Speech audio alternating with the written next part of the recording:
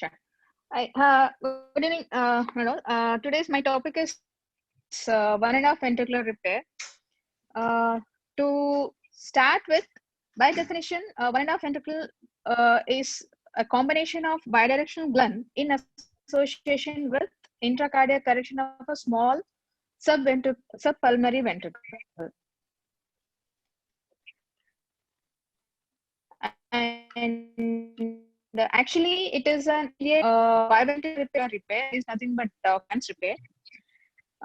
It is also called as a partial biventricular repair because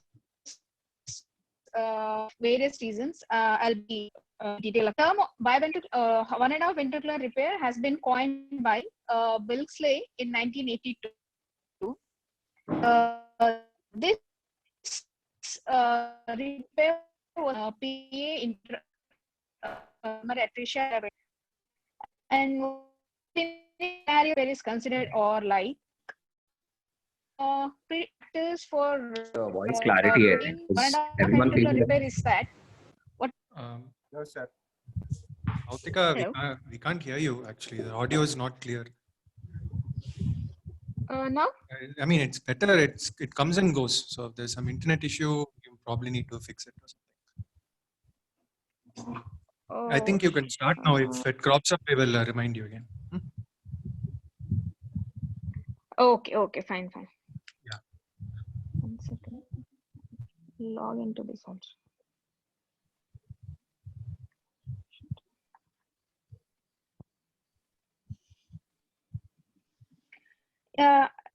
Was it not audible since beginning, or how is it?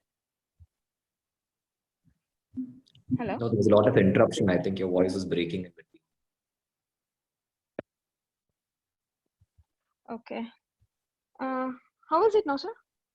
Yeah, now I think it's okay. You can go. Yeah, Hello? start. Yeah, you can start now. Okay, sure, sir.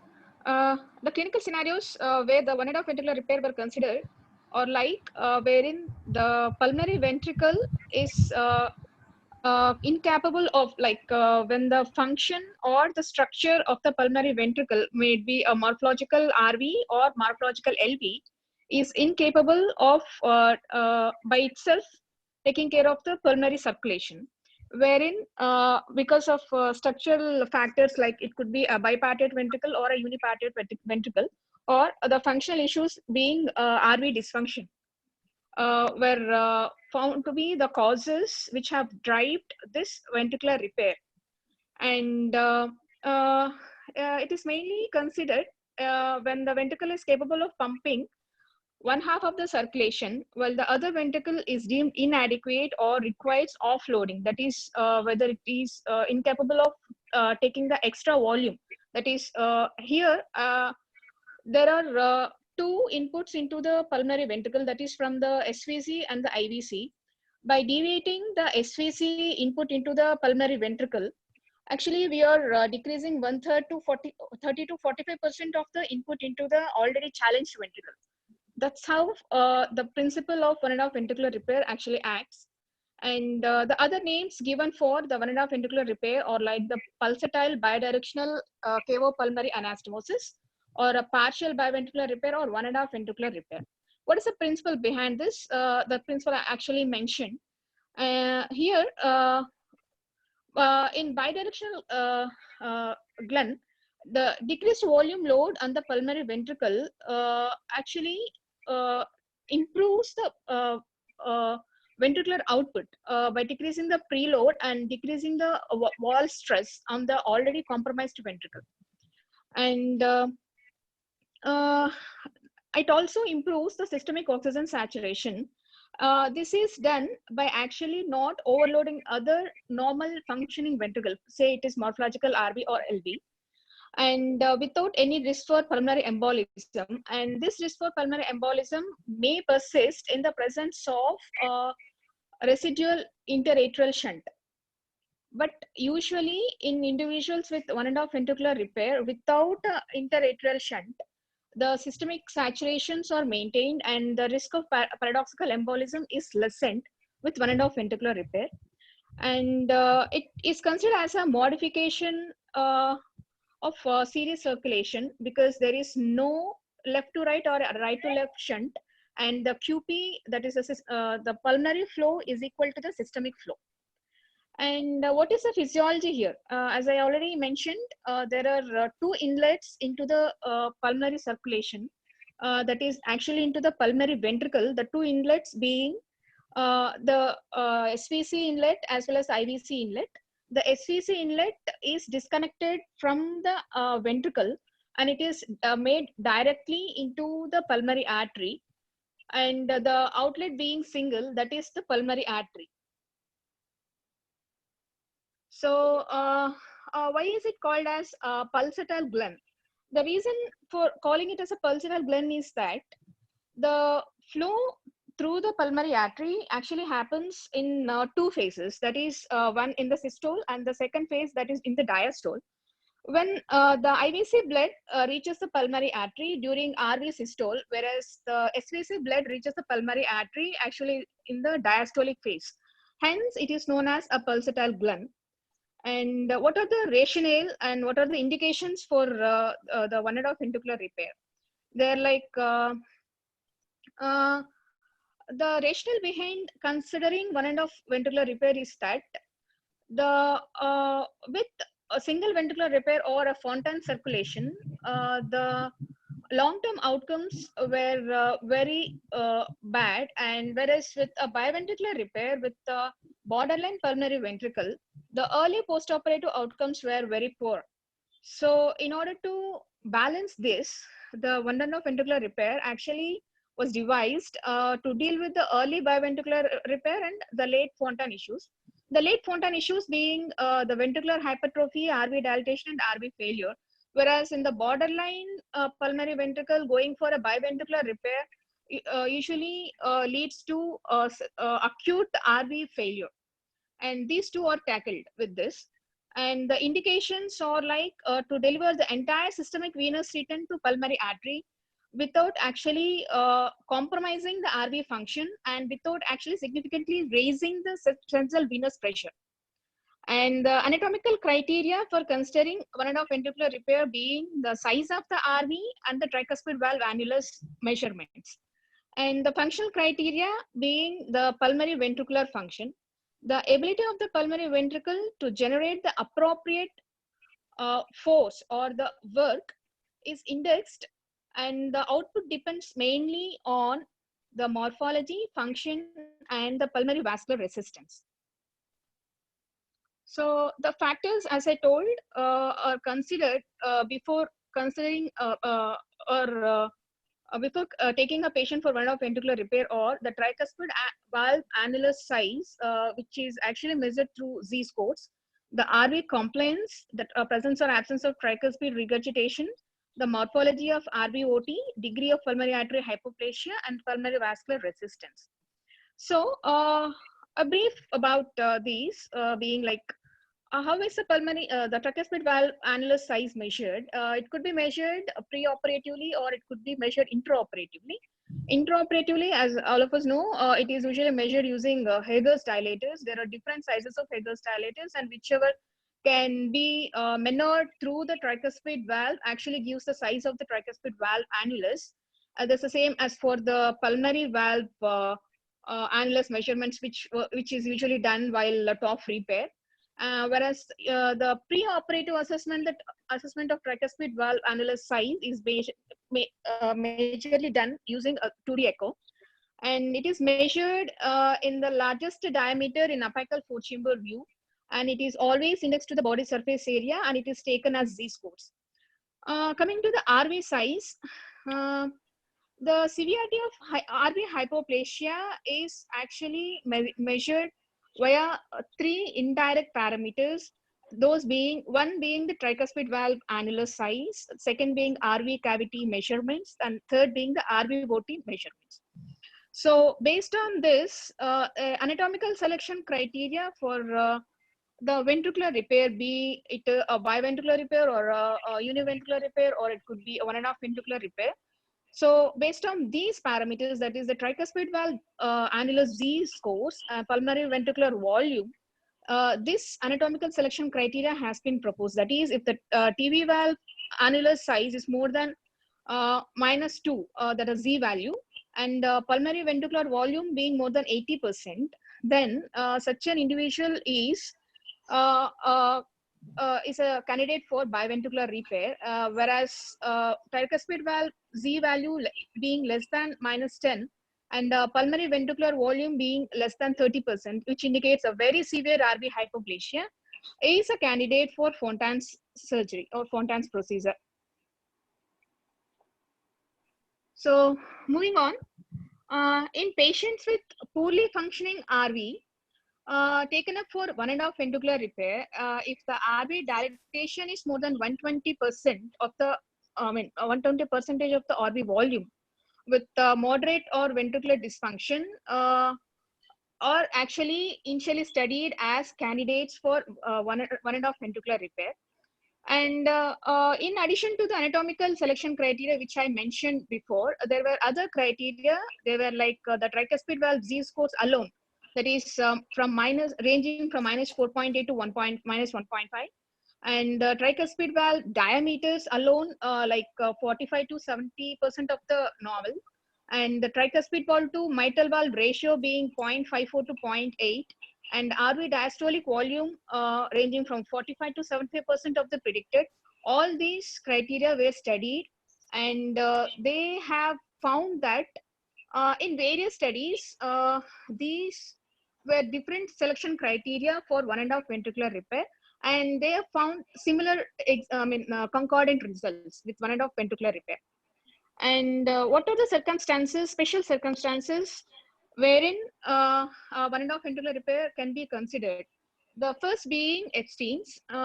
If the RV pressure, if the right atrial pressure is more than 12 millimeters of Hg, that is post-operative, immediate post-operative, or the immediate off pump, when the patient is coming off the pump, if the right atrial pressure was measured was more than 12 millimeters of Hg. Hello? Hello? Yeah, Moktika, go on. Yeah. Yes, sir. If the right atrial pressure was found to be more than 12 millimeters of Hg, or if it is more than 2 times of the left atrial pressure at the termination of bypass, is an indication for going for a 1.5 ventricular repair in patients with Epstein's, and also in individuals with inadequate tricuspid valve function.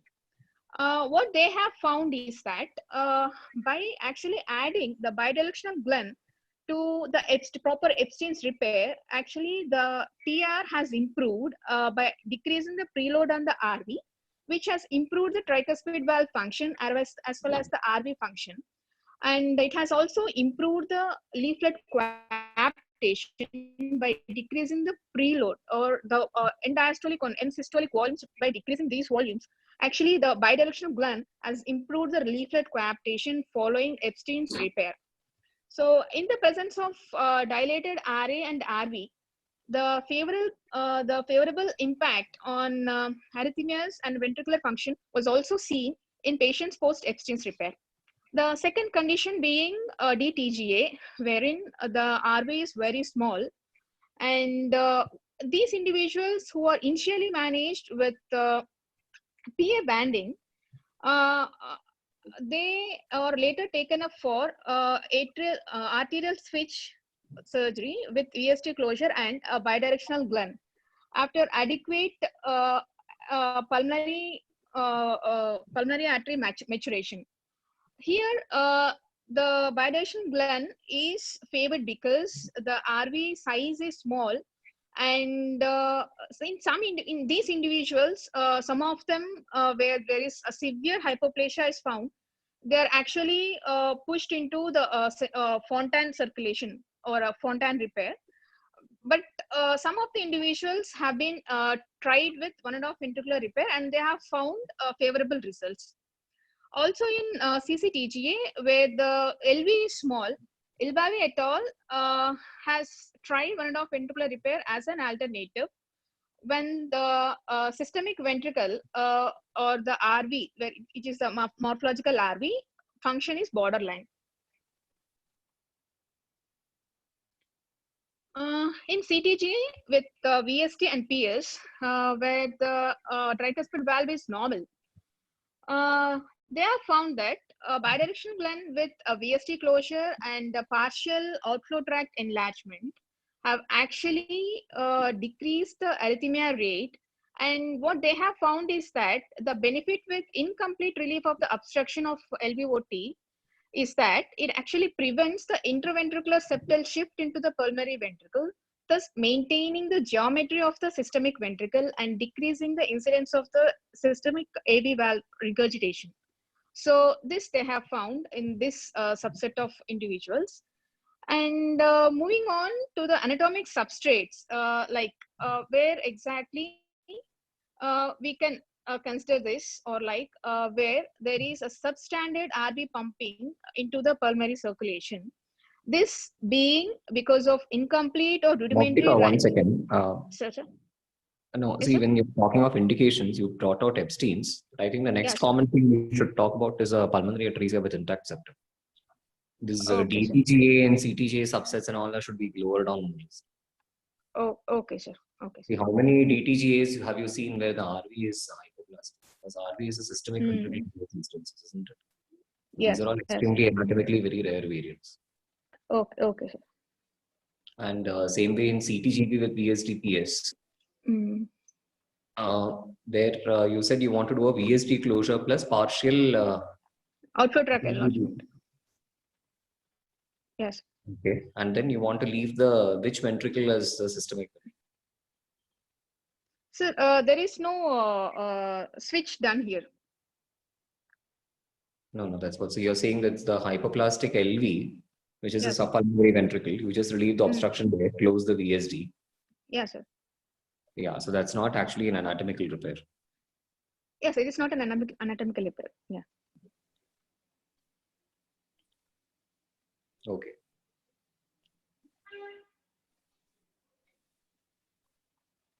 Yeah, can go ahead. Yes.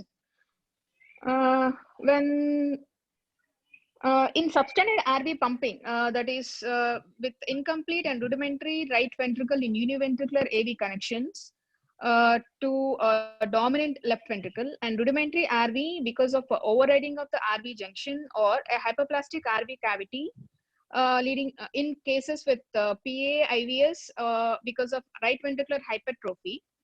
Or associated with a substandard RV pumping into pulmonary circulation, and these are the anatomic substrates which have been studied. And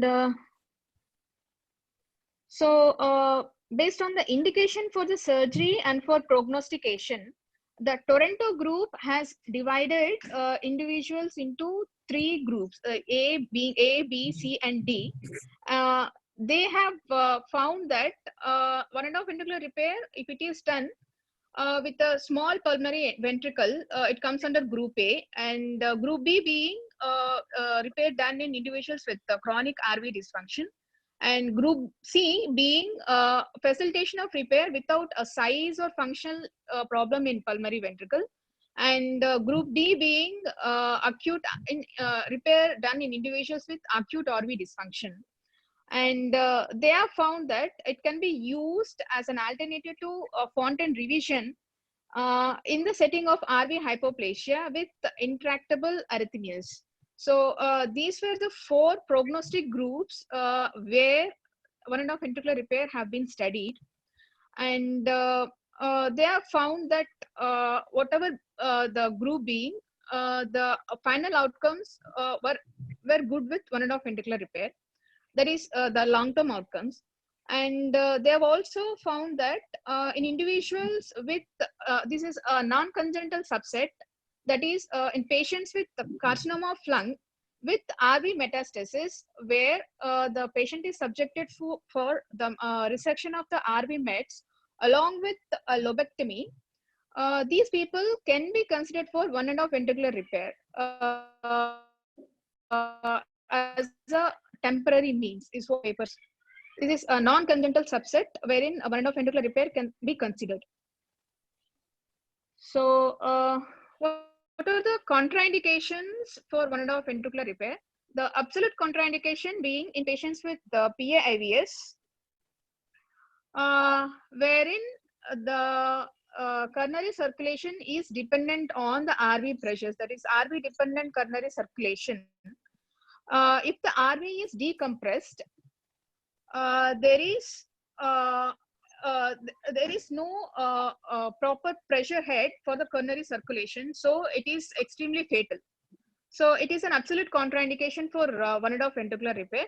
And other related contraindications being in patients with residual pulmonary artery hypertension due to increased pulmonary vascular resistance and a residual ventricular septal defect, and those requiring an intricate intracardiac repair with increased cardiac bypass time for dedicating IVC blood alone to the RV. So these being the relative contraindications. And what are the advantages with one-and-off ventricular repair over the other two, usually done single ventricular repair or biventricular repair?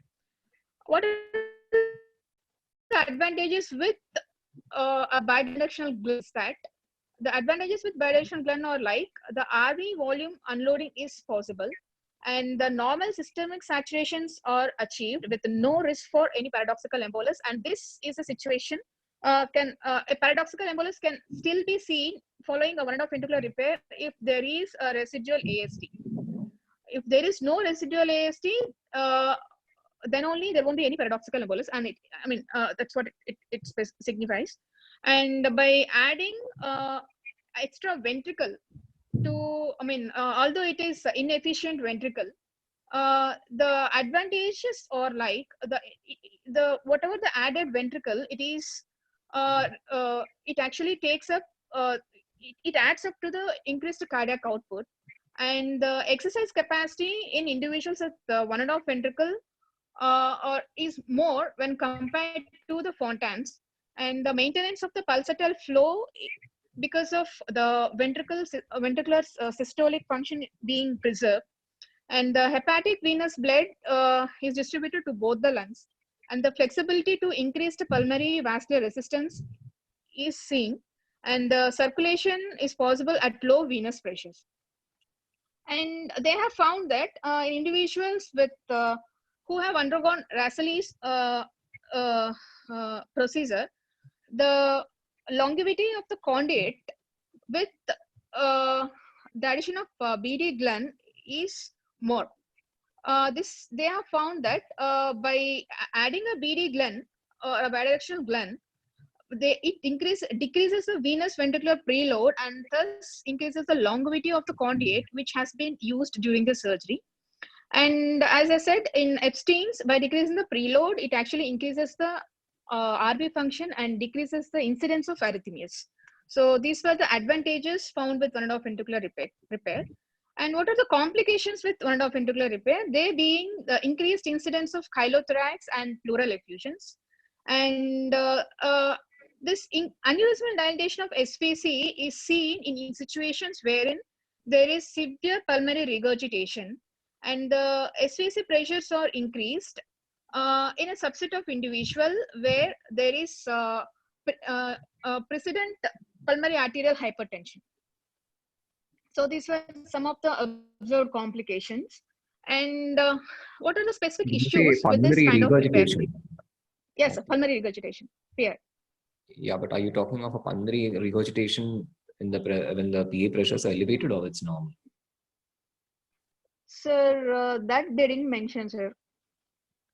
They said in severe elevated pulmonary artery pressures. Yeah, because there is no reason for the SVC to dilate. Yeah. As long as the PA pressures are normal, the pulmonary regurgitation fraction is borne by the RV. Okay. So what they have given is that there could be as such SVC hypertension when there is pulmonary arterial hypertension. And so you have to have an elevated pulmonary artery pressure which is above the normal. Yes, sir. So that will preclude your proper SVC filling in diastole. Yes. And they didn't mention like whatever may be the reason for the severe PR, whether it is primary or secondary PR, can lead to SVC dilatation or aneurysmal dilatation of SVC is what they have mentioned. So they didn't, I didn't get anything specifying that it is because of secondary PR. Like I'll go through it, sir, again. Yeah. Yes. So the specific issues with this repair being the free PR or the severe PR. In individuals with free PR, what exactly happens is that in one and a half ventricular repair, the SVC flow is bypassed directly into the pulmonary artery. But in the presence of a PR, the SVC flow is reaching the RV through the pulmonary valve into the RV, and the whatever the functional advantage that is offered by the one and a half ventricular repair is lost in the setting of severe PR. So there is volume overload of the pulmonary ventricle, and whatever the pulmonary ventricle is being volume overloaded, the same load is reaching the SVC during RV systole. So this leads to aneurysmal dilatation of SVC. And here comes the PA banding. In individuals with severe PR, the Chowdhury et al. Actually have tried pulmonary artery banding to look for regression of the SVC dilatation or SVC aneurysm. This is one point I want to emphasize here. And the creation of an AST.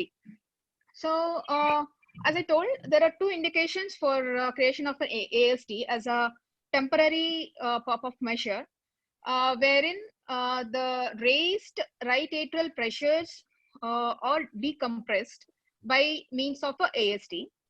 And it is usually done in these two conditions, that is when the tricuspid valve is between 1/3 to half of the normal, and post bypass RA pressures being more than 12 millimeters of Hg, or it could be more than 2 times the LA pressures.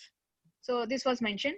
And as you know, the presence of an AST actually impairs the systemic saturations. So whatever the advantage that is offered by the repair, that is normalization of the systemic saturations, are lost at least for a brief period because of persistence of the cyanosis, and there is a higher chance of paradoxical embolism because of this creation of AST. But whatever, however, the thing is that these individuals who have been followed up for a longer period of time, what they have studied, that is for a period of 38 years, they have found that at 10 years of follow-up, only 7.5% of the ASTs have remained open, and the remaining, say 93% of the ASTs have undergone a spontaneous closure as soon as the RA pressures have come down.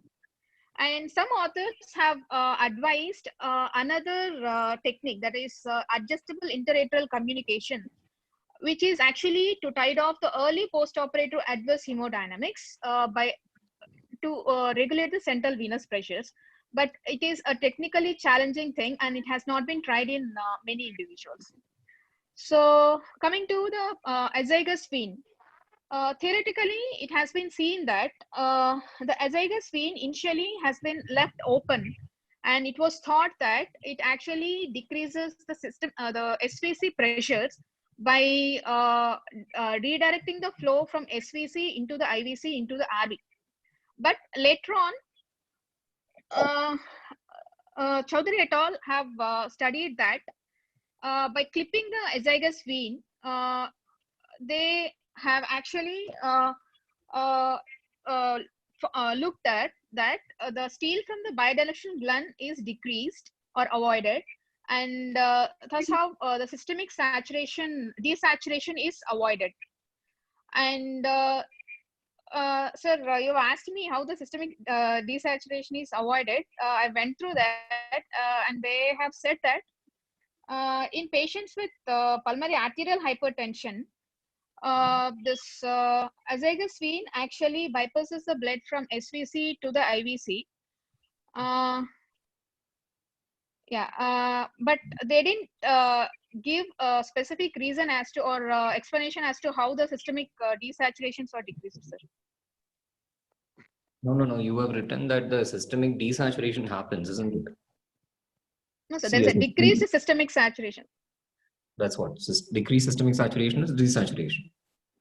Yes, but what I meant You was have that actually completed a 1.5 ventricular repair. You have closed all the septae in the ideal circumstance.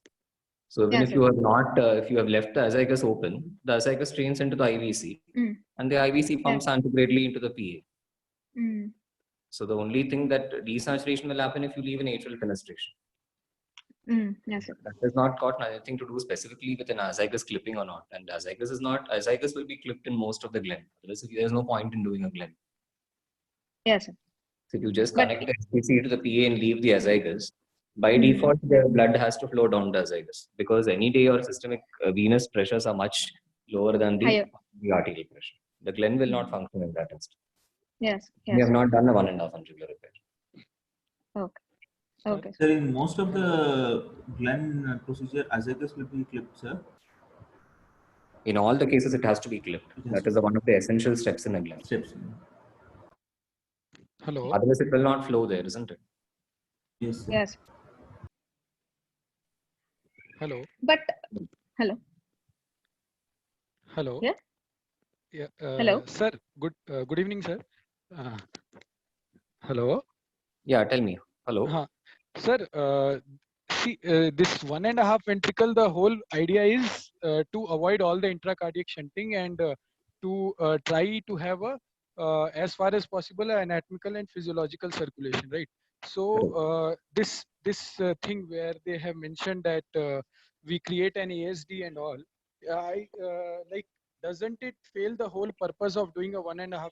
It is like instead of doing a 1.5 ventricle, they should have done a glen and left it like that only, because retrospectively, if you see, it is like doing a glen only by creating an ASD again. Yeah, that's what. So in an ideal 1.5, now there are three things to be emphasized in this, Moktika. Another thing, Sir. one is the completion of the glen, okay, a proper bidirectional glen, where you don't Yes, sir. leave all these azygous and all that. That means that's not a glen done properly. The second thing Yes. to emphasize is to complete septation within the heart. You have to separate the right and the left sides of the heart, whether there is a VSD, ASD, whatever. Yes, sir. It has to be closed. And the third important point is to relieve any subpulmonary obstruction. That you didn't emphasize. Because if you want IVC blood to flow properly and you want to avoid any afterload increase on the subpulmonary right ventricle. So Yes. the subpulmonary right ventricle, which is in a kind of a balance or sitting on the fence rather because it's kind of hypoplastic. Your basic idea is to reduce the preload by doing a glen and also to reduce the afterload on that subpulmonary ventricle by relieving any RVO. So both those points have to be emphasized. Okay. Sir, another thing, I think in contraindications, the most important thing will be the preservation of LV function, because if the LV is the systemic ventricle, presuming that we are talking about LV as the systemic ventricle. So apart from everything, for the 1.5 ventricle to function, we should have a normal LVEDP or LA pressures. And another thing that I didn't understand is that how the PR is going to, like, PR will go to the RV, that I can understand, but how that RV systole is leading to SVC dilatation, I did not get it. It's the same as in individuals with the PR leading to aneurysmal dilatation of pulmonary artery. Here, the SVC is in direct communication with pulmonary artery. So, communication with the PA, isn't it? so Yes, whatever sir. the If you regurgitant got volume. a free PR, Okay, got it. Yeah, so then obviously the whole pressure antegrately from that subpulmonary ventricle gets transmitted into the SPC also. Okay. So they have placed a band in some situations just proximal to the site of SPC anastomosis. Yes. But then Yeah, again, but then again, the problem with that would be that you have a chance of developing PVMs on that side. Yes. Plus, won't it worsen the PR, sir? Because we are putting a band in a place where already there is so much PR. So the forward flow would eventually reduce. The regurgitant fraction will further start increasing, right? The regurgitant fraction? To the RV, like if I like you were saying, sir, that in between the SVC-PA anastomosis, somewhere we have put a band to restrict the transmission of the PA flows to the SVC, right? So, but at the same time, if you see the RV to PA resistance by putting a band, we have increased, and there is already a PR. So by doing first that, of all, we this will is be not actually increasing the. it's not a very tight band that is placed, and secondly, you expect that over time the other contralateral lung takes on the excess flow.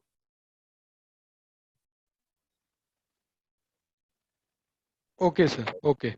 Okay. Understood. This is just done to facilitate the SPC blood flowing into the PA.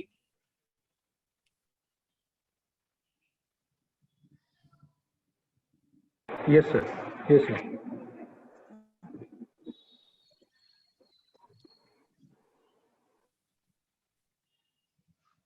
Hello. Okay. Yeah, go ahead. Yeah, sir.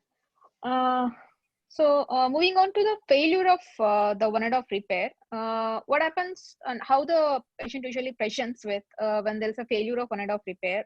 They usually presents with the lower limb edema or or with arrhythmias, and if it has failed, then the bidirectional Glenn has to be converted into a Fontan, and they have tried cryoablation for arrhythmias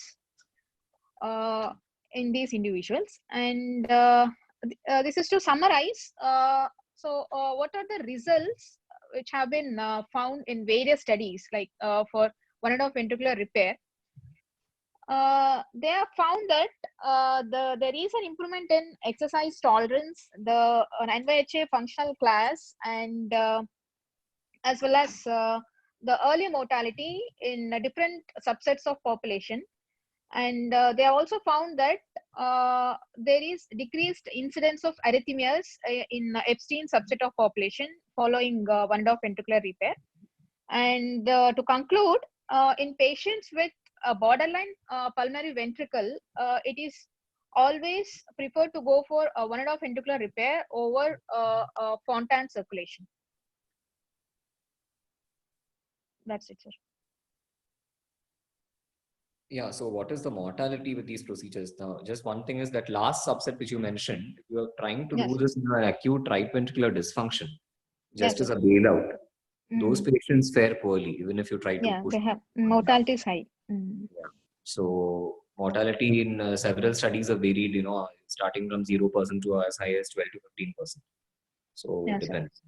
And some of them, and in most of these instances, you will not be able to convert them to a single ventricle pathway, into biventricular repair almost always, because the Mm. RV tends to remain hypoplastic. So your decisions for this have to be made preoperatively.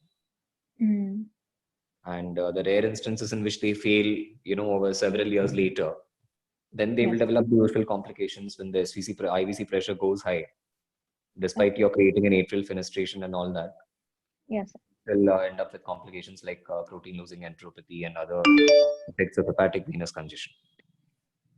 Sir, what they say is the protein losing enteropathy, which is more common with Fontans, it is less common with one and off ventricular repair, is what they mentioned. Is that Yeah, really definitely true? it's less common. No, I'm talking of that instance where it doesn't, work for long, because Okay. ultimately you're trying to push these borderline ventricles into accepting even that 50%, isn't it? Yeah. So there might be a few patients who will not tolerate even that 50%. So maybe you have kind of been too liberal in your use of that. Instead of sending them to the Fontan pathway, you might have tried to push them to 1.5, which Okay. after some years it may not be able to cope up with. So obviously the incidence is much less than what it is in a Fontan. Yes, sir. Sir, is there any different timing, sir, for these surgeries, or it is like same as the Glenn we do and finish off? Yeah, so that's another thing, Optica, you would not bring in that point as to what is the age at which you would normally complete a 1.5 ventricular repair. So that again will depend on the subset of the study, like what you're doing. So if it's like a PA-IVA subset, maybe that subset you might want to intervene slightly earlier, like what you said, and maybe around the time that you do a Glenn, somewhere in the later part, somewhere around 6 to 9 months. But obviously, like conditions like Epstein's, it's going to be when the Epstein's repair is done, which might be any time when, childhood to late adulthood. The remaining subsets where you're trying to do it, say like DTGA or CTGA with a hypoplastic subpulmonary ventricle, those will usually be in somewhere in around few years in early childhood. Okay. So another thing is, again, the results of this 1.5 ventricular repair in adults, if you try to do it in an adult population, may not be giving you that good results as when you do it in a childhood population before that ventricle has started failing. Okay. So most of the times, if you would say 1.5 ventricular repair, it would be done anywhere between 1 to 6 years of age. Okay. Rarely you may do it within in later infancy, say after 6 to 9 months. Okay. Sir, even for Epstein's, we have to do between 1 to 6 years. No. Epstein's, I said, whenever you choose to decide to operate on the Epstein's. Okay. You can do a 1.5 ventricular repair for an Epstein specifically. It's just that along with the cone repair which you do, you add the Glenn and you try and close the ASD. Okay. Okay. So whenever the patient warrants the cone repair is when you would intervene in an Epstein's. Okay.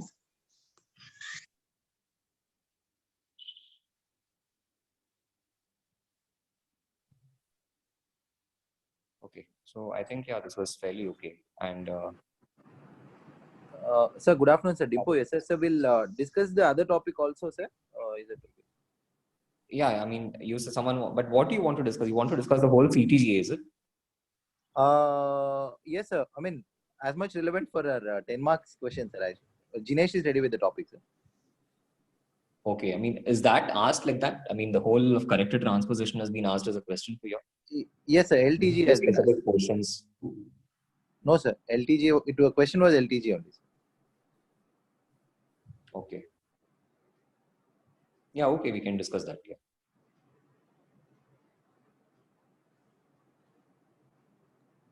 Jinesh? Hello? Yeah. Good evening, sir. Yeah. Go ahead. Yes.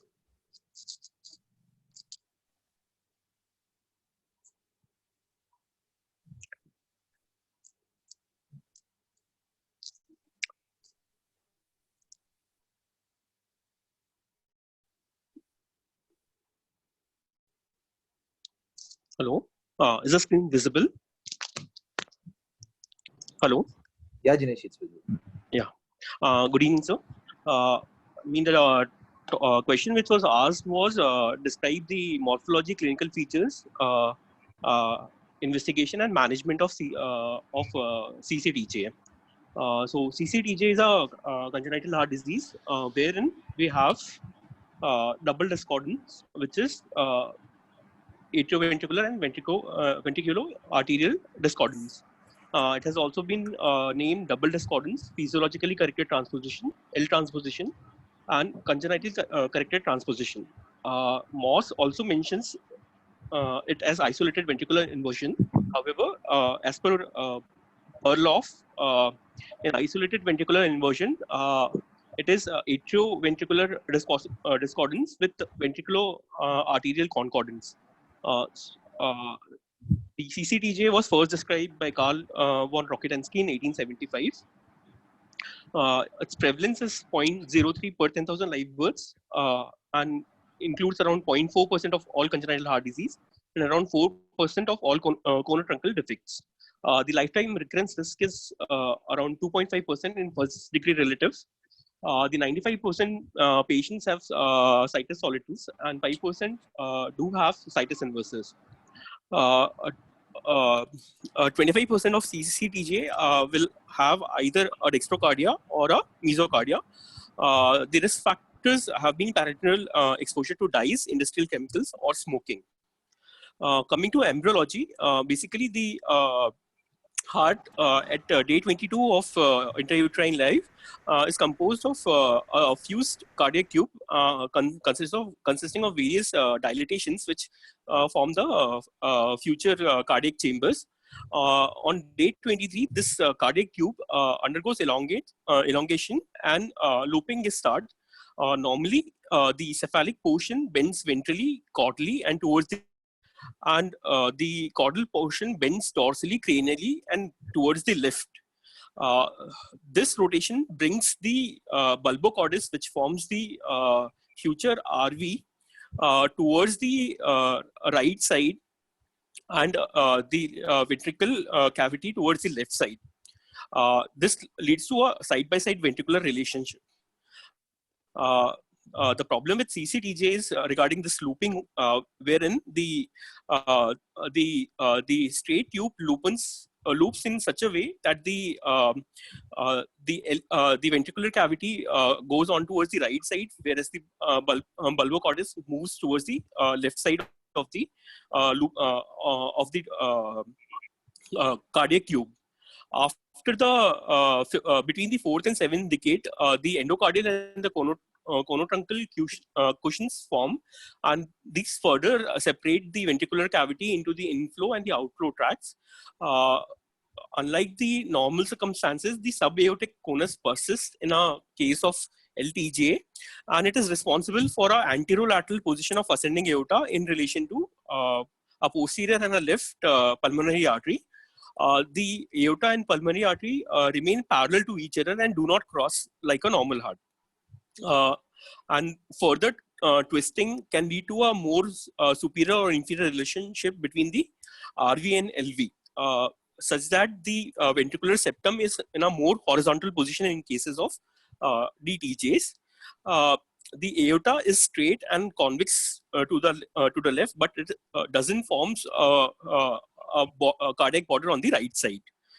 This is the diagram showing the Anderson's rule for looping. Basically, in D loop, wherein as in the normal heart, when we keep a hand in the right ventricular cavity such that the thumb points towards the inlet and the fingers point towards the outlet, then we are using the right hand in a normal position. Whereas in a CTJ, we will have to use the left hand. And hence it has been called L looping. So, actually, the underlying leading to DTJ is abnormal looping instead of a normal D looping, which brings the morphologic LV to the right and vice versa.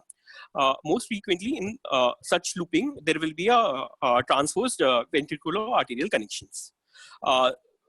The IVS tends to be in a more sagittal position as compared to the normal heart, and there is a malalignment of the interatrial and the interventricular septum in the CTJs.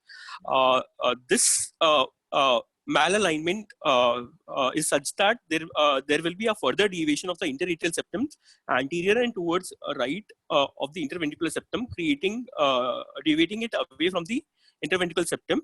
And this will lead to formation of a VSD, and it has bearings on the conduction system abnormalities and on the outflow tract obstructions. Coming to the associated abnormalities, CCTJ per se is associated with other, may remain asymptomatic, but it is more commonly associated with other abnormalities, which are the predominant reason for presentations. So associated abnormalities occur in more than 90%, and it could be a VSD, actinoid malformation of the systemic, right of the left-sided AV valve. It could be a subpulmonic obstruction, or it could be an ASD. ASDs are seen in around 12%, most commonly ostium secundum ASD. AVSD has also been reported. The AV valve abnormalities, on the mitral valve is on the right side of and is found to be abnormal in 10% on echocardiography and around 50% on autopsy. The most common abnormality which has been described is the parachute deformity of the right-sided mitral valve. Coming to the tricuspid valve is on the left side. It is abnormal in 70 to 90% of the CTJ population. There is an abnormal anterior position of the position bringing the septal leaflet in the gap created by the septal malalignment, and this leads to the situation where the leaflet forms one of the wall of the LVOT. The most common abnormality which has been described is a dysplasia of tricuspid valve with or without displacement of the septal or the posterior leaflet, which has been described like a Epstein-like deformity of the left-sided tricuspid wall. So, what is why isn't it called a Epstein abnormality? It has been labeled as Epsteinoid deformity because there is a variable degree of dysplasia, and the displacement as compared to the usual form of Epstein anomaly is lesser in the left-sided Epsteins. The anterior leaflet of the left-sided tricuspid valve is usually smaller and malformed, and the atrialized portion of the inverted RV is poorly developed as compared to the typical Epstein's deformity. Along with this, the left-sided systemic valve may also have straddling, and posterior straddling is more common than the anterior straddling. The tricuspid valve is more commonly regurgitated, although stenosis has also been described. And there is an age-related increase in regurgitation. Because of the dysplasia, these tricuspid leaflets are poor substrate for repair procedures. And along with this, there is associated RV hypoplasia, subaortic obstruction, and along with that, it could also be hypoplastic arch aortic atresia or coax substrate. VSD is seen in around 80% of the CTJ populations. It is usually a non-restrictive perimembranous VSD with extension into the inlet or the trabecular septum. It arises from the malalignment of the IAS and IVS, and it is subpulmonic location most commonly. Those with the anterior extension generally are suitable for intraventricular tunneling during repair operations. The posterior extension predisposes to partial occlusion by the apically displaced septal tricuspid valve leaflets and tricuspid valve straddling. Rarely, the VSD could be subaortic and muscular also. Coming to the LV morphological LV outflow tract obstruction or the pulmonary outflow obstructions, it is seen around 30 to 50%, and it is more common with those substrates which are having VSDs. This is because the outflow tract is deeply wedged between the right and left AV valve, and the obstruction is more commonly infundibular rather than valvular. And sometimes it could be because of the tissue tags which are derived from the malformed AV valve leaflets. The RV outflow tract obstruction, the subaortic stenosis due to the anterior deviation of the infundibular septum can occur, and also it could be subvalvular in the form of hypertrophied infundibular muscles. It has been found that the more severe the left AV wall regurgitation is, the more likelihood it is of having RV outflow tract obstruction.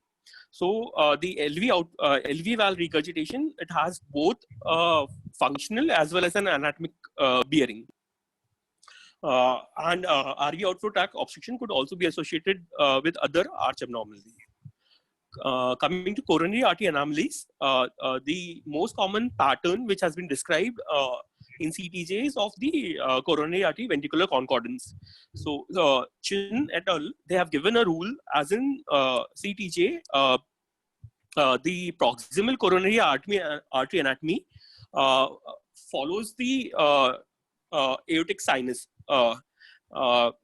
Sinus depending on the aortopulmonary rotation, and the peripheral coronary artery anatomy depends on the apicocaval or the ventricular ipsilaterality. Meaning by which the normal coronary arteries arise from the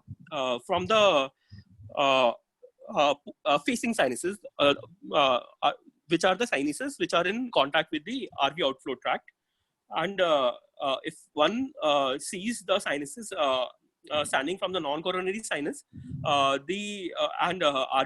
facing the RVOT, the sinus which is on the right side is called is numbered 1, and the sinus which is on the left side has been labeled number 2. So in CTJ subsets, 76% of the patients have a normal coronary anatomy. The most common coronary abnormality which has been described is a single coronary artery arising from the right-facing sinuses, and the sinus node artery most commonly arises from the circumflex artery. The epicardial distribution of the coronary artery it's a mirror image of the normal, meaning by which the anterior the artery arising on the right side, it forms it divides into the circumflex and the anterior descending branch, whereas the left-sided artery it follows the it is the RCA in cases of CTJ patients. Coming to the conduction system abnormalities, the SA node is normal in CTJ patients. However, because of the IAS and IVS malalignment, the normal AV bundle which arises from the normal posteriorly situated AV node is unable to cross onto the IVS summit, and thereby the penetrating bundle is does not arises from the usual AV node. Monke, Berg et al. They have studied the AV node anatomy, and they have proposed that there are two AV nodes in cases of CTJ. First is a normal posterior AV node, which is localized at the apex of the Cox triangle, and it does not give to any penetrating AV bundle. And there is also an abnormal right anterior AV node, which is located anterosuperiorly in the area lateral to the PM valve, pulmonary mitral valve continuity, and it gives rise to the penetrating AV bundle. So this is the pictorial representation. This diagram corresponds to a normal anatomy, and this is in a CTJ subset group. Normally, ಇದು class ಕೇಳ್ತಿಲ್ವಾ ಇದು ಆದ್ಮೇಲೆ ಮಾತಾಡುವಂತ ತಡಿ. Hello. Normally, the tricuspid valve is more apical in normal subsets, whereas in a CTJ subset there is a offsetting of septal attachments such that the right-sided AV valve is at a higher level as compared to the left-sided AV valve, meaning by which it is less apically situated as compared to the left-sided tricuspid valve. The normal AV node, which gives the bundle branches, it's penetrate and it divides into the left and the right bundle branches. Whereas because of the as compared to this interradial septum, there is a deviation of the interradial septum in the CTJ subsets, and which brings the pulmonary valve and mitral valve into continuity. The AV node is located anteromedially in the at the RVOT, and from that it traverses anteriorly. It takes a longer course, and then it divides into the right bundle branch and the left bundle branch. It has also been described that there could be a sling from the anterior and to the posterior node, which has bearing on the conduction abnormalities in the CTJ subsets. The AV bundle, it has a more superficial course, and along the anterior aspect of the subpulmonary outflow tract and the LV wall, it penetrates the AV fibrous annulus and descends onto the anterior aspect of interventricular septum. Because the fibers are long, they are more prone to get fibrose, and it is the reason for progressive development of AV block in CTJ subsets. The bundle branches arising from the penetrating bundle, they follow the concordant ventricles such that the left bundle branch is on the right side of the interventricular septum, and the right bundle branch is on the left side of the interventricular septum. The EP studies, they have demonstrated that it's not just the AV node, but the blocks could occur at multiple levels, and his electrograms cannot necessarily localize the site of AV block in CTJ subsets. CHP at birth is due to a discontinuity between the anteriorly located AV node and the bundle branches. The Avstein's anomaly of the left AV wall, it provides a substrate for pre-excitation, and the atrialized part of the morphological RV, it also is arrhythmogenic. Coming to pathophysiology, the main problem with CTJ, isolated CTJ, is the inability of the morphological RV to support a systemic circulation over a normal lifespan. So what are the problems associated with a RV in a systemic position? So basically, there is an unfavorable geometry that does not adapt to the pressure or volume overload despite being in a subaortic position. So normally there is a helical arrangement of myocardial fibers which has been described with the LV, and it is triple layered in LV as compared to double layered structure in the RV.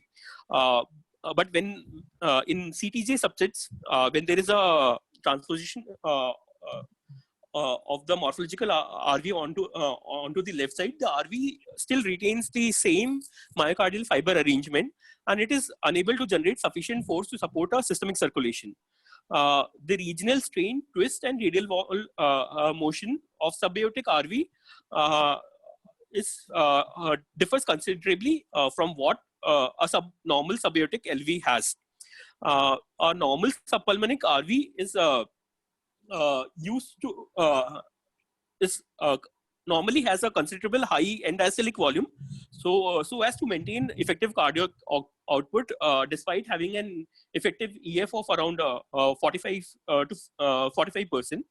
This same low EF of RV persists when it is located on left side in a CTJ subset and does not increase considerably. The thick-walled subaortic RV is supplied by a morphological RCA that was previously destined to supply a thin-walled and a low-resistance RV. And multiple myocardial perfusion defects and RWMA in the morphological RVs have been prospectively reported. Coming to clinical features, many of these CTJ patients may remain asymptomatic late into the adult life. They could be brought to attention because of murmurs or a loud P2. I mean, loud second sound and bradycardia. In fetals, fetal hydrops may develop in presence of severe left-sided AV valve regurgitation, and fetal bradycardia may bring to notice such patients. Infants, they may become symptomatic because of arrhythmia, AV blocks, cyanosis, CCF. The CCF could result from a large VSD, significant AV valve regurgitation, obstructive arch abnormalities, and arrhythmia. Jinesh, please say loud P2. You have it. No, sir. Sir, it is a loud second sound, so it's not P2. Yeah, just be careful. Yeah. Clubbing and cyanosis develops in CTJ when there is an associated PS or after pulmonary vascular disease onset because of a large left-right shunt through the VSD. When a neonate presents with a CCF and there are findings similar to MR, meaning by which there is a pansystolic murmur, then we should also consider CCTJ with an abnormal AV valve regurgitation.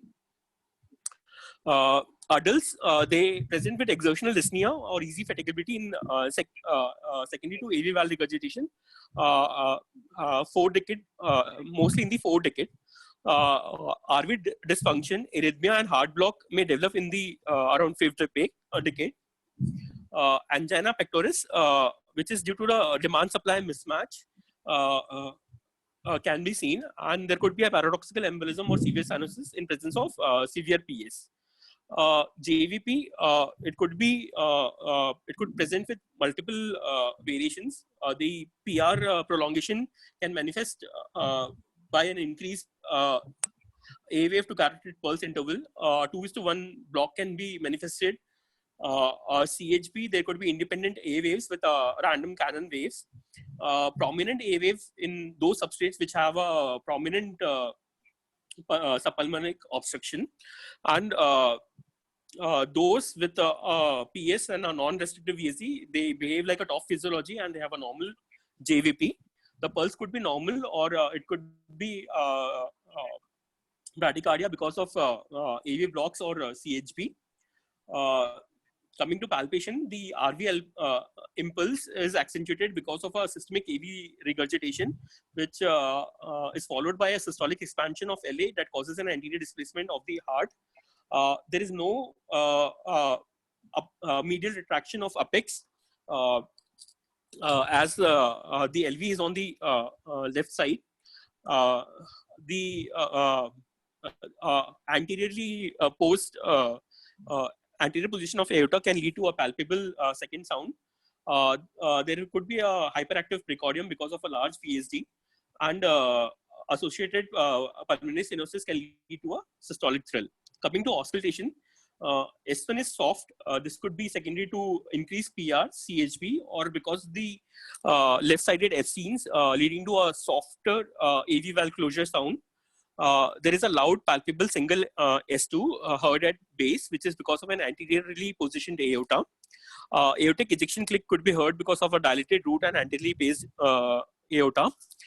In those CTJ subsets where there is an hypertensive pulmonary artery, dilated PA pulmonary artery, we could hear a pulmonary ejection sound.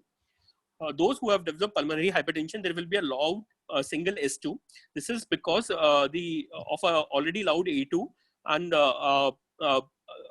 P2 becoming synchronous with the A2. We could hear a VSD murmur because of the increased flow into the left-sided chambers. We'll have a flow MDM at apex. In those subsets where there is a severe PHTN, PR could lead to a Gram-Seals murmur. The left-sided AV valve regurgitation, it leads to a pansystolic murmur. The important point is there will be a radiation of such murmur more commonly to the upper left sternal border rather than the normal axilla. PS murmur, it is heard more commonly lower down the intercostal space because the pulmonary stenosis is more commonly subpulmonic rather than a valvular obstruction in CTJ subsets. Hence, it is a relatively soft and it radiates upwards and towards right because the PA orientation is parallel to the aortic aorta. Perloff also mentions there could be a short, soft basal mid-systolic murmurs originating in the anteriorly positioned aorta. Coming to natural history, survival is fair into the adulthood with an attrition rate of around 1 to 2% per year. The most common cause of death in infancy is CHF, and 20 to 30% of the infants die if not operated for VSD or severe AV valve regurgitation. 60% have a grade 3 or more regurgitation at 14 months of age, and many of these would have already developed RV dysfunction and will be symptomatic. And one thing, Dinesh, before you just go back to your findings, I think there was something. Just yes, go back.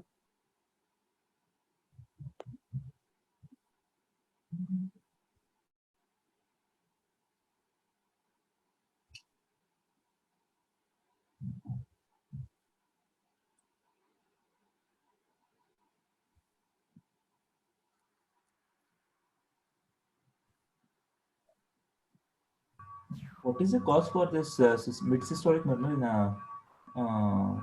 aortic area? I mean to say originating from anterior aorta.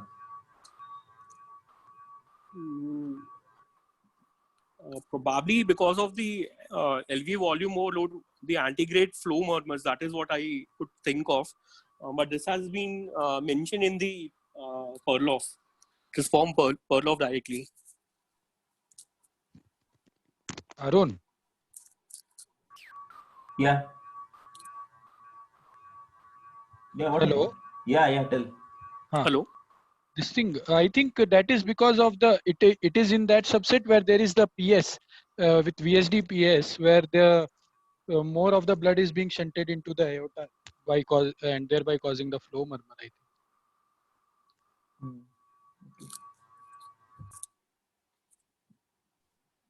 There's certain odd things. I mean, all this you picked up from Perloff, is it?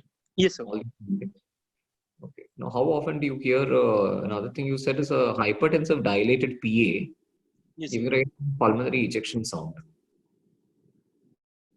Because where is location of the pulmonary artery? Sir, it is posteriorly located, sir. So most of the time you don't hear any of these posterior sounds. And then first of all, in a hypertensive dilated PA, this ejection sound itself is a very controversial finding, which I know some books mention that. That's due to certain reverberations across a dilated pulmonary route. But that's a controversial finding, and if you have to appreciate it in a CTGV, then it becomes extremely rare. And for the same reason, getting a Gram-Steele's murmur in a CTGV again is very rare. Okay, sir. I mean, sir, I've taken it in this pulmonary ejection sound. They have also given a phonocardiogram, Apollo, sir. So classically, what you hear is only a single second sound. Yes, sir. Yes, sir. Whatever Yes, sir. murmurs you hear are all confined to murmurs which are in relation to an anterior aorta. If you have to hear something which is classically, what has been very difficult. I mean, what is recorded in a phonocardiogram is different from what you actually hear on auscultation. I mean, so Morse describes most commonly it is S1 soft, single S2, and BSG murmurs, which is like and left AV valve regurgitation. These are the classical findings of CTGs. Right. Yeah. Rest all are what.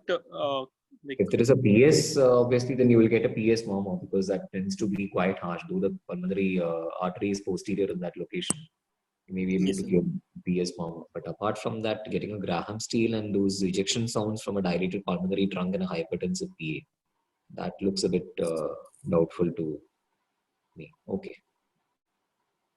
I think it's better you avoid all these controversial things in the, at least in the initial things. Maybe in the end, rarely you can mention all these. Because if there's a phonocardiographic finding, is not an auscultatory. Yes, sir. Okay. Coming to natural history, progressive AV conduction disturbance can be seen in up to 30% of the individual. SCD could rarely occur because of the arrhythmia.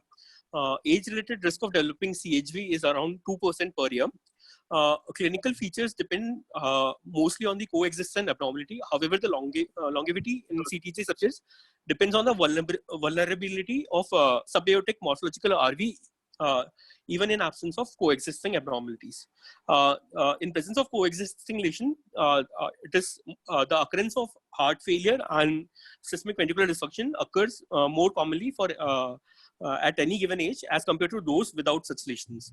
1/3 of CTJ subjects present with CCF secondary to morphological RV dysfunction at around 5th decade.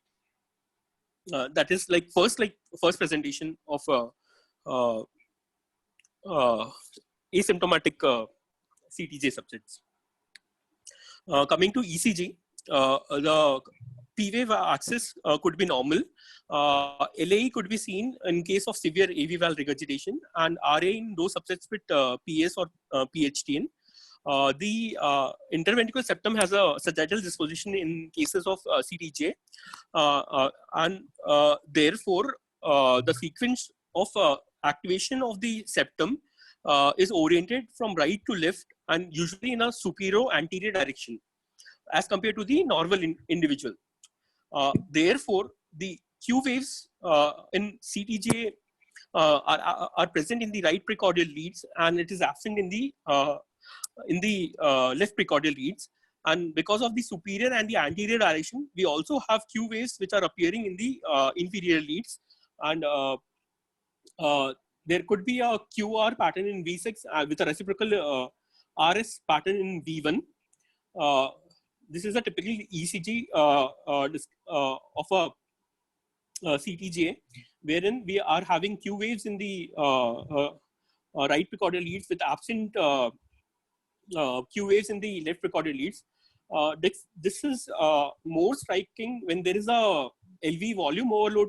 I mean, when we are thinking of a left-sided ventricle with a volume overload condition where we have an upright T wave with LVH, but we are not finding a Q wave. So it becomes even more striking in such subsets. This right precordial leads are even found in the right-sided leads like V3 and V4R. And the inferior leads may the Q in the inferior leads may lead to confusion with inferior myocardial substrates because of the side-to-side ventricular arrangement. the T wave are positive in all precordial leads, with right-sided precordial leads having more tolerant T waves as compared to the left-sided precordial leads. Left axis deviation. The left axis deviation in CTJ is not due to the left anterior fascicle. It is because of the origin of the electrical depolarization from the anteriorly located AV node rather than the posterior AVN where it normally arises. And coming further, that there could be disturbance in the conduction and rhythm. More than 70% of the patients have varying degree of AV block. The first presentation of CTJ, it could be 10% could have CHB, and 20 to 30% can have first to second degree AV block. Second degree AV block with an intermittent CHB is distinctive ECG feature of CTJ. Complete AV block occurs in 4% at birth. Overall lifetime incidence is around 20 to 30%, and increasing prevalence is noted at 2% per year. Pre-excitation because of the left-sided accessory pathways are common and can give rise to AVRT and fusion beats on the ECG. SVTs are common. The overall most common SVT is AF, secondary to left atrial enlargement of severe AV valve regurgitation. In those subsets where there is a anterior AV node to posterior AV node sling, AV NRT has been reported, and the ECG findings are modified by the coexisting VSD, PS, and other coexisting anomalies.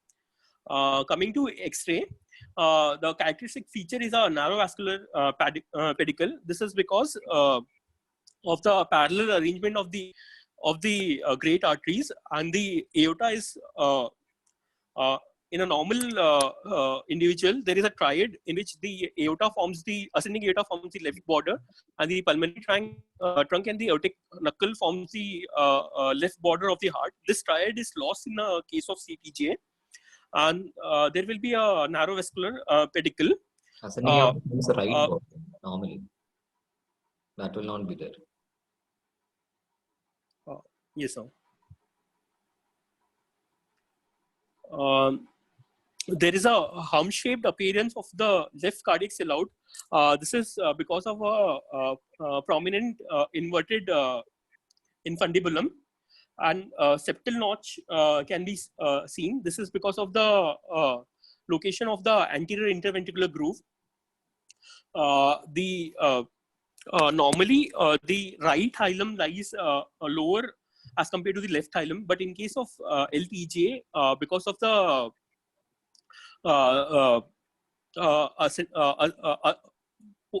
pulmonary artery lying posteriorly, the pulmonary trunk pushes the right-sided hilum upwards, such that the right-sided hilum is at the same level as the left-sided hilum, and the RDPA will be seen prominently, which gives rise to a right-sided waterfall appearance. In rare cases, the ascending aorta may form the border on the left upper hilum in cases of lever position ascending aorta. In cases where there is a severe AV valve regurgitation with a narrow vascular pedicle, and it has been described as a hanging ball appearance of CTJ. Coming to echo, subcostal view. In the subcostal view, the most prominent finding would be the malalignment of the atrial and the interventricular septum. Situs, up to 5% of the CTJ subsets could have situs inversus. Coming to parasternal long axis view, there will be a parallel arrangement of the great vessels, and the PA will be posterior to the aorta. In the short axis view, the typical Cup-and-Saucer appearance is lost. The aorta with the pulmonary with the coronary arteries is arising anteriorly to the pulmonary arteries. In the A4C view, the typical morphological features which we describe in distinguishing RV and LV can be found. Uh, there will be reverse offsetting of AV valves, meaning by which normally the right-sided AV valve is more apical as compared to the left-sided.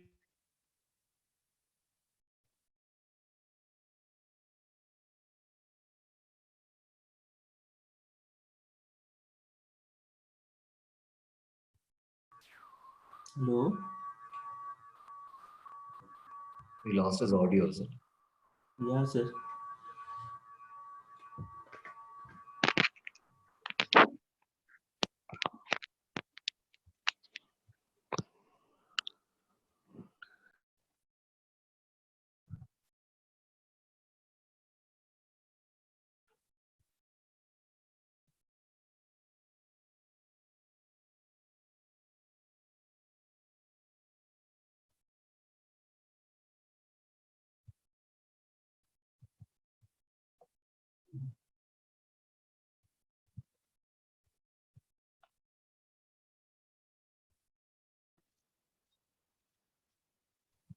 Varun, is someone trying to contact him or? His phone is busy. I think someone is calling him. I just tried calling him. I think his battery is low. Maybe it's. Yeah, it's some of the- 8%. Maybe it is. True. I'll try again.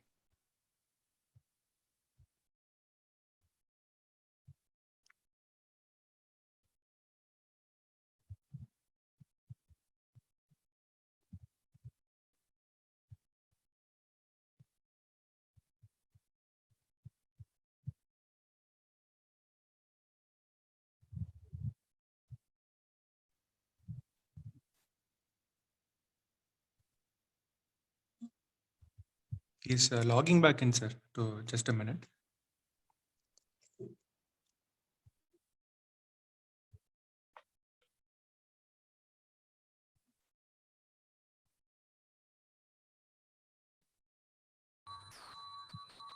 Sir, in this thing, if you get situs solitors with dextrocardia with CCTGA, the findings which you described now, sir, same thing will apply, no, sir? No. If all it these is, findings with respect to the inspection and palpation and everything is for normally position arts. yeah, I told situs solitors with if situs solitors dextrocardia, then the things will be opposite side. Yeah, but opposite side means that it becomes very difficult to actually correlate anything because all these findings are actually described with respect to normal aortic and pulmonary positions.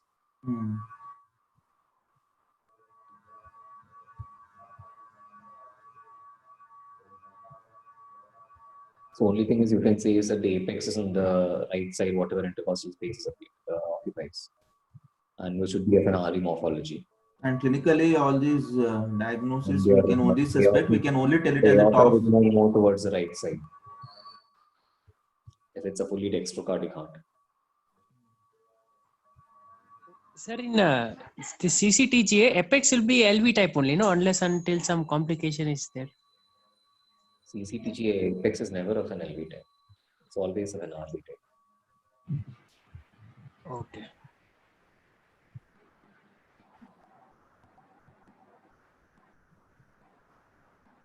The LV is the posterior ventricle. It doesn't form the apex.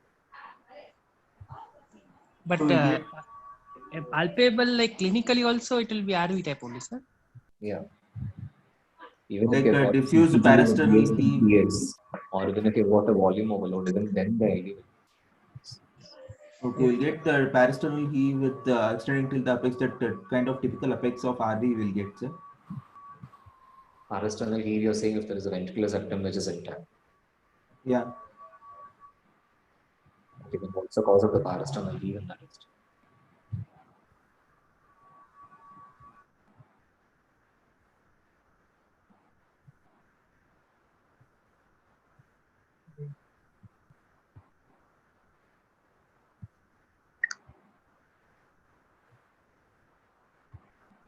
Hello. Hello. Yeah, Suresh, I can hear. Yeah. Yeah. So, sir, coming to apical four-chamber view, there is a reverse offsetting of AV valves which can be identified. The left-sided Epstein deformity can be identified, and valvular regurgitation could be estimated in the apical four-chamber view.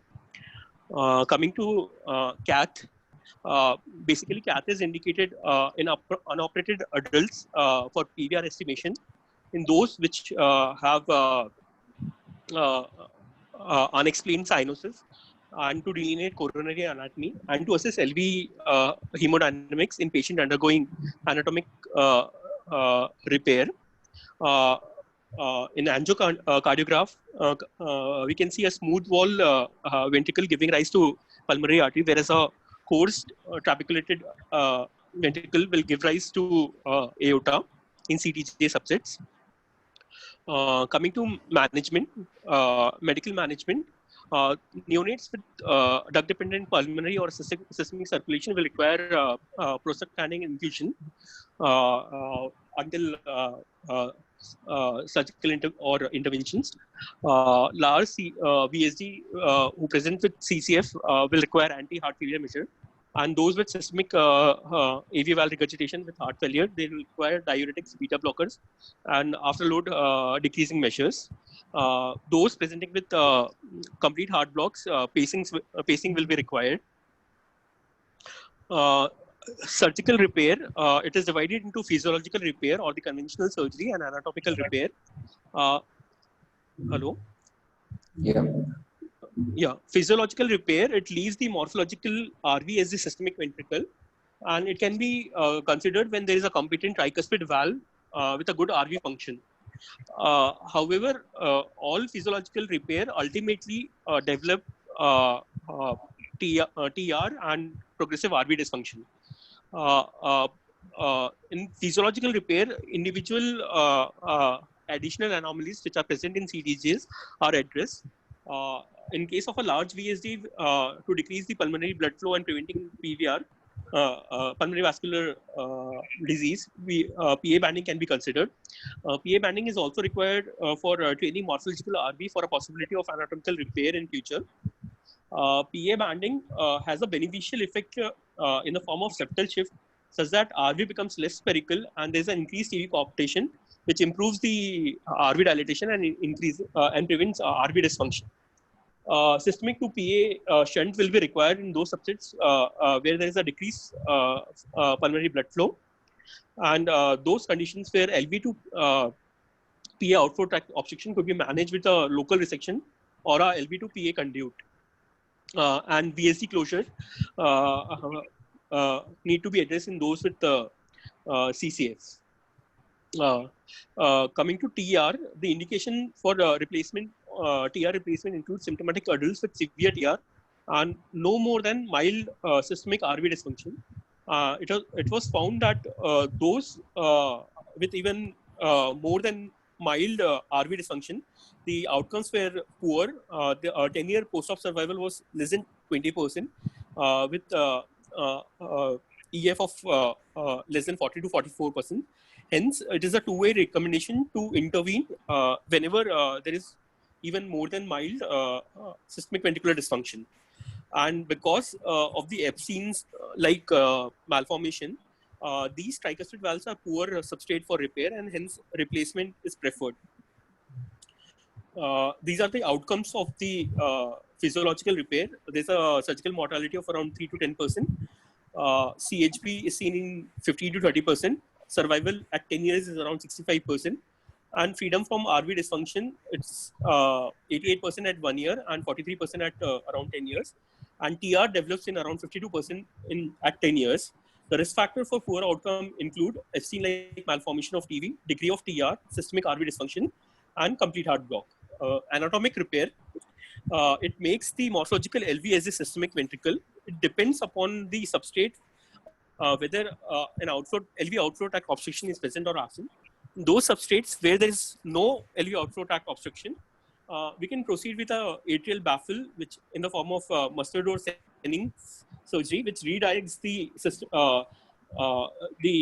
systemic venous return into the morphological RV, and which is combined with an arterial switch operation.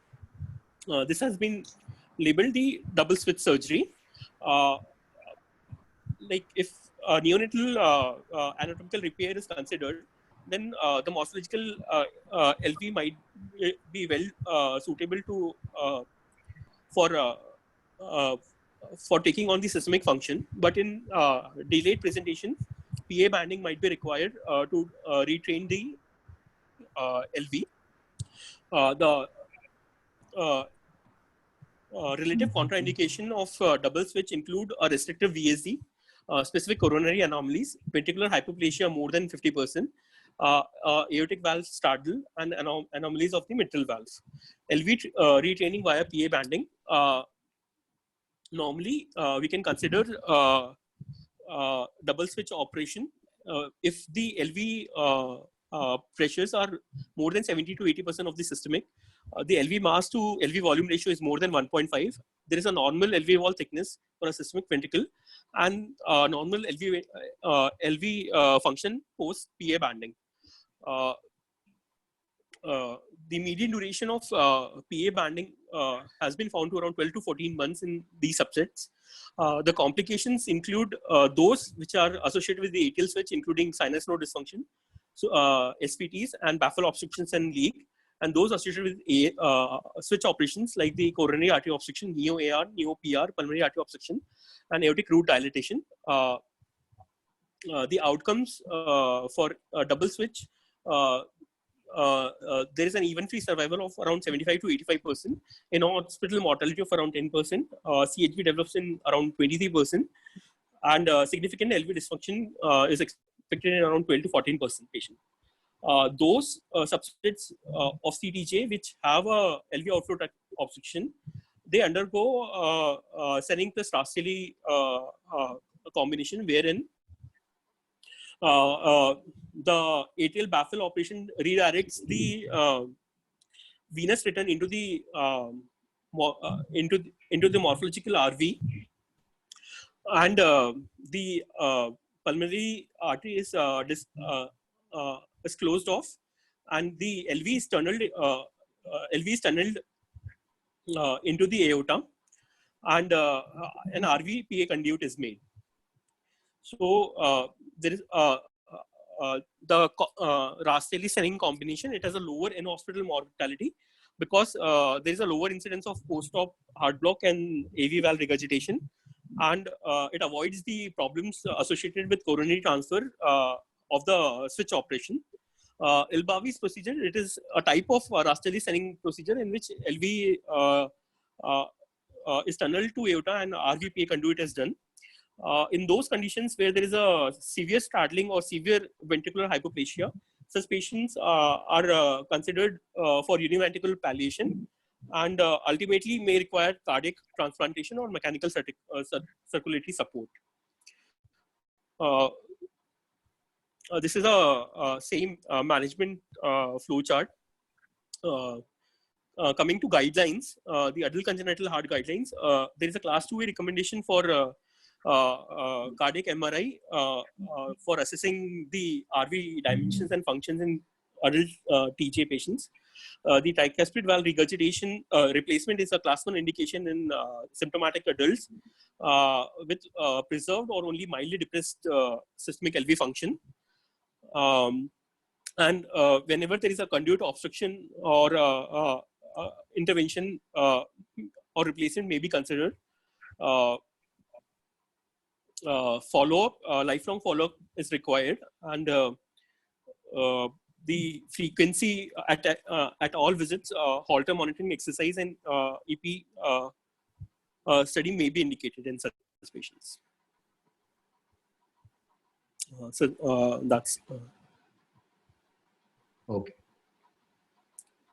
So only thing which I couldn't get is timing for surgery, sir. Like it was not mentioned clearly anywhere when to proceed with what. Actually, this flow chart, you have put that here, no? So it was Yes, just sir. because you identify a CCTG in a patient or in a child. there is no indication to subject them to surgery. Yes, sir. So that's what you can just follow them up to adulthood, because a lot of them will survive up to the third or fourth decade without any issues. And even Yes. by doing a complete double switch in asymptomatic patients, they do have long-term problems with respect to their sending problems and arrhythmias and heart blocks. So anyway, their lifespan is again almost the same. Therefore, it's an isolated CTGA. There is no indication for surgery. So the only indications will be when you have got a VSD or a VSD with an LVOTO. Yes. And thirdly, when you've got AV valve regurgitation. So if you've got a VSD in the presence of symptoms of heart failure, then obviously you have to close the VSD. At that time, the surgeon might prefer to do a complete double switch, so that you also keep the RV as take the LV systemic. Patients, if you just close the VSD at that time when the heart failure is there, which might be done in infancy for technically, because sending the double switch might be technically more challenging in a smaller kid doing a sending. So that starts with a considerable time. So some surgeons may just prefer to close the VSD and leave. But then you're left with again post-op RV dysfunction issues in the long run. Yes. Ventricular dysfunction. And with VSD and LVOTO, obviously the patient will be desaturated like any other TOF patient. So those patients you will pick up anytime, then usually by around 1 to 2 years of age you should do, because it's like you're involving a conduit over there. Then you avoid a conduit before 2 years of age, because replacement chances. Yes. And if the patient does not have any of these things, it's only AV valve regurgitation which is troubling the patient.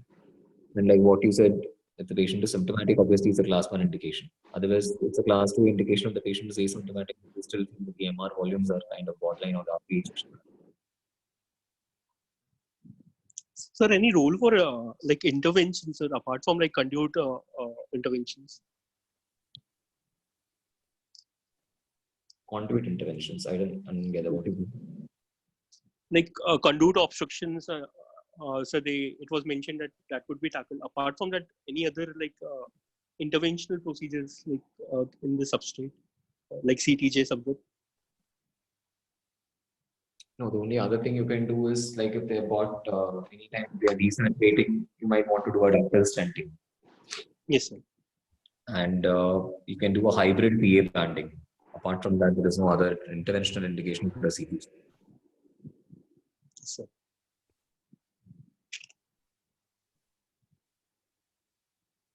Hello. Hello. Yeah. Sir, only one doubt, sir. This Moss has mentioned that restrictive VSD is a contraindication for a double switch. But like I didn't understand it. Why? Because either way we are going to close the VSD when we are targeting a double switch, right? So how come the VSD size? When you're doing a when you're doing a double switch, you're not simply closing the VSD, you're actually doing an LV to aorta tunnel. So in those instances where the VSD is small, you will cause an obstruction to the outflow tract, isn't it? Mm-hmm. Yeah. That is for any Rastelli procedure, you have to make sure that there is no LVOT obstruction. Yes. Okay. You can't enlarge the VSD in those instances. Then you will have a high incidence of ventricular dysfunction and also heart failure. Okay. Okay.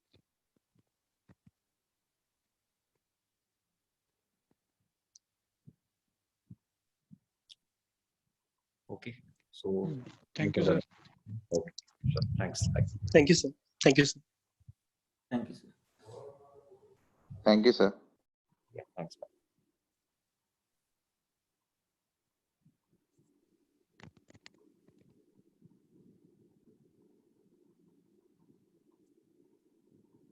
So double switch at any age it can be done, now.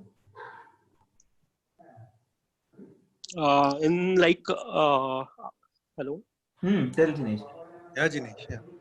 Yeah, it was mentioned that as long as RV is like LV is ready to take the systemic load, we can consider it. In IAPG, that Indian Academy of Pediatrician Guidelines, Class 2A recommendation in adults also. Oh, in adults also it is given, huh? Yes. Okay.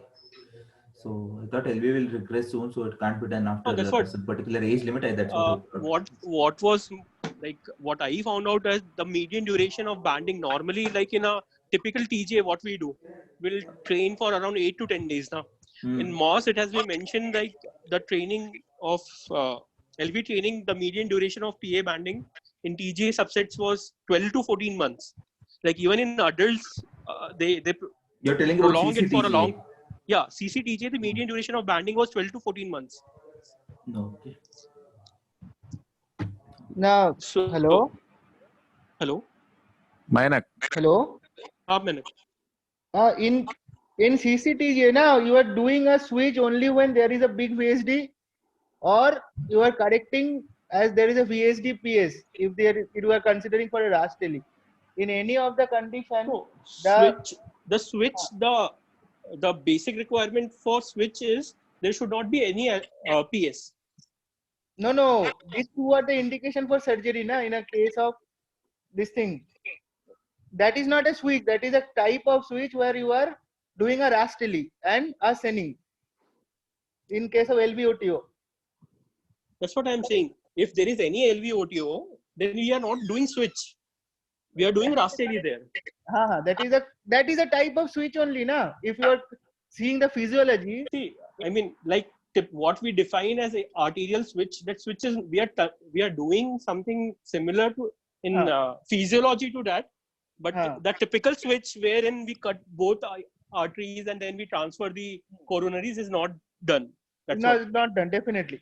What I am telling is, if in a case of large VSD is there, or there is a LVOTO with a VSD, any of the ventricle will not regress, and both are under systemic pressure. Only the chance of LV regression will be there when there is an intact septum. Correct. क्यों पढ़ रहा है बे minus तो pediatrics से? No, correct.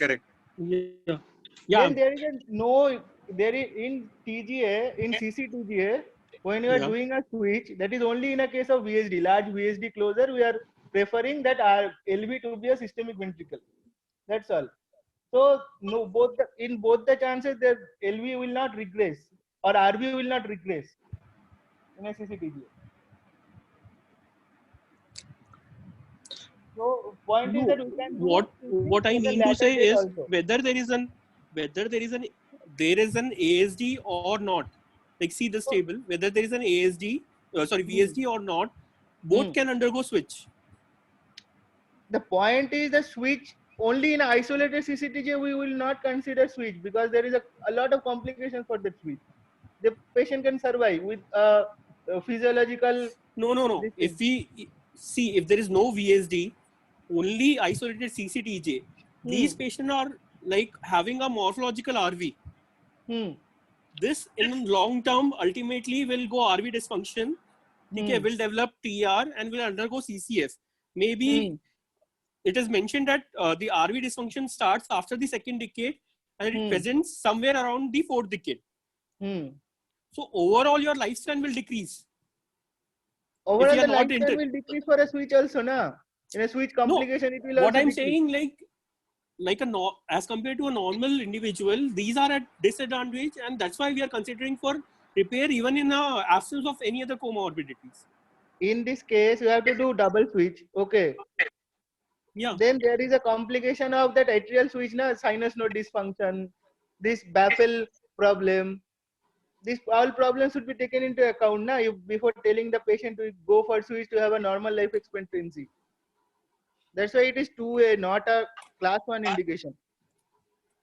That's what, it all depends upon presentation. See the class 1 recommendation. If you see the IAPG guidelines, if there is no symptoms, nothing is there, only follow up. That is the point.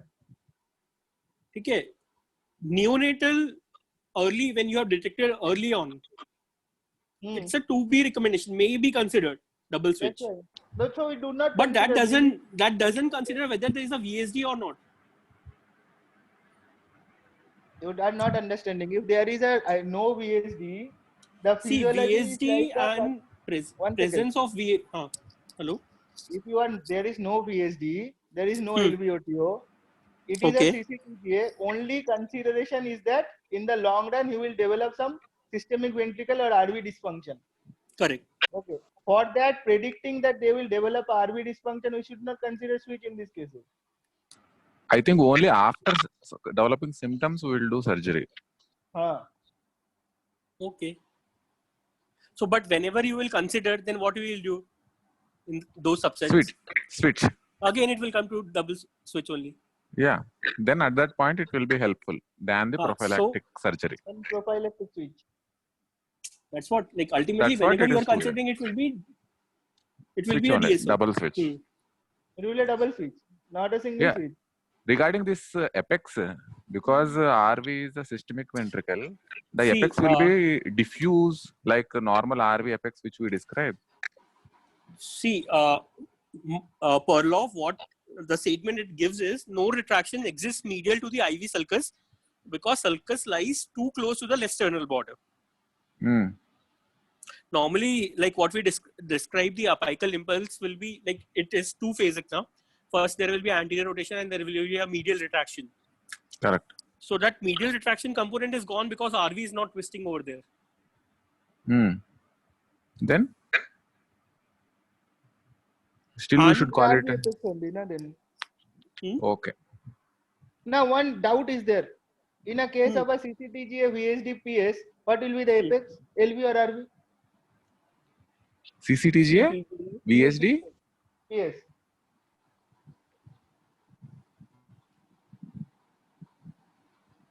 See, if you see the location of the impulse, it will be down and out only because the shunting will be towards the morphological RV.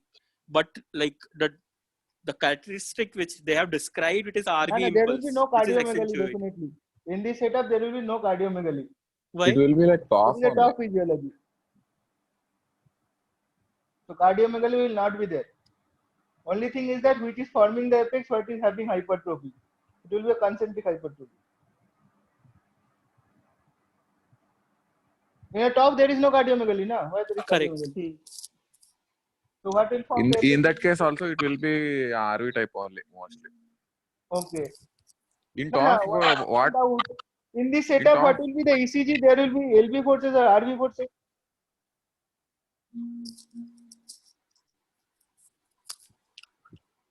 In TOF case, what is the apex? Actually, I wanted to ask, but I left. I'll ask tomorrow. Everyone left, Hey, only 5 people are there. We will also leave. Like it has been mentioned, in presence of a large VSD, there will be increased R waves in left precordial leads without any Q waves. Okay, that is normal TGA, TCTGA. Now, what will be the forces? RV force or LV force? It will be like what you should say. It will be RV forces only. Why? Because the LV is the subpulmonic ventricle. Left precordial leads, the R will be predominant. Like if you see that, it will look like a. So there will be left axis deviation. Left axis deviation is not to do with any chamber enlargement in CCTJ. Definitely. It will be only hypertrophy. It will be a left axis deviation. It will always be left axis deviation. So in a TOF physiology, if you are getting a left axis deviation, the causes we have to consider CTJ also. Tricuspid atresia. It can be a single ventricular LV morphology, truncus, or this thing. CTJ. CTJ will come in this subset. This will. Yeah, sure. That one. Okay. Then the apex will be also LV type then. Maybe. That's what, like, you cannot see, it is like by palpation, you cannot tell it is a morphological LV or a morphological RV. But the apex will be having a RV impulse. That is what is mentioned in Perloff. In both, in VSD, PS also? No, it's they are like it has not been like differentiated into subsets. Okay. Thank you, Jinesh. Okay, man. You ask sir once again what? Tomorrow I'll ask. I'll ask Soumya madam. Okay. Bye. Bye, Jinesh. Thank you. Nice presentation. Okay.